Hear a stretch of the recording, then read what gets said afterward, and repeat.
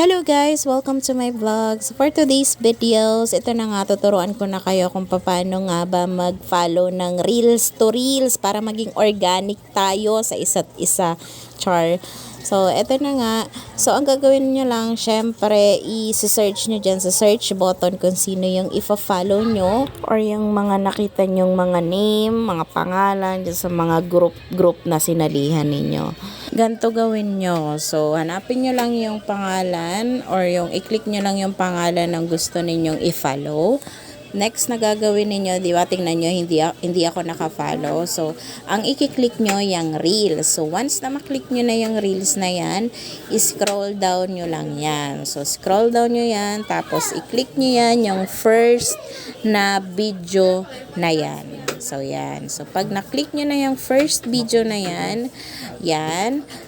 then, yan, go, push, yung click mo yung follow, tapos, pag na-click mo na yan, ibig sabihin yan, authentic tayo or organic tayo. Syempre, papanoorin mo na yan, tatapusin mo yung video, tapos, mag-comment ka na naayon dun sa video na pinanood mo.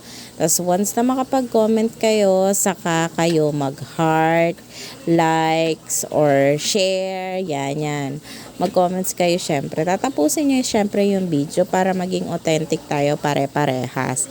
Kasi kapag hindi nyo tinapos yung video, hindi kawalan nyo ng ifa-follow nyo. Kawalan nyo yun kasi bababa yung engagement ninyo. Lalo na ngayon, si Mamita is sobrang daming rules and regulations na kailangan nating i-comply para magkaroon tayo ng ads on Reels. Kaya support lang. So, ito pa pala guys, yung isang way para mag-follow sa nag-follow sa'yo. So, syempre, pag may nag-comment sa'yo, puntahan mo agad yung wall niya or yung profile picture niya. Tapos, ayan, diba, hindi ko pa siya pina-follow. So, puntahan mo agad yung video niya. Syempre, ifa-follow mo siya. At syempre, magko-comment ka, papanoorin mo yung video, kailangan tapusin mo kasi kailangan yung comment mo is babase ka dun sa kung anong pinanood mo.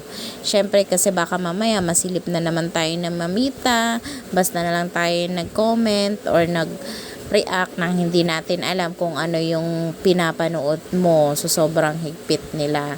So, katulad niyan, may mga, kasi diba minsan, pag kiniklik natin yung comment section, may mga lumalabas na katulad niyan, enjoy and safe, have travel, thank you for sharing. So, kailangan i-ayon mo yung comment mo dun sa post ng ifa-follow mo.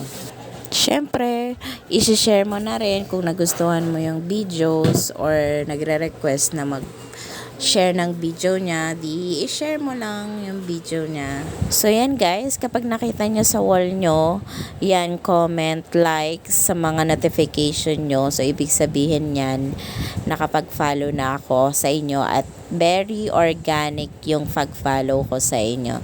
So, yun lamang. Maraming salamat!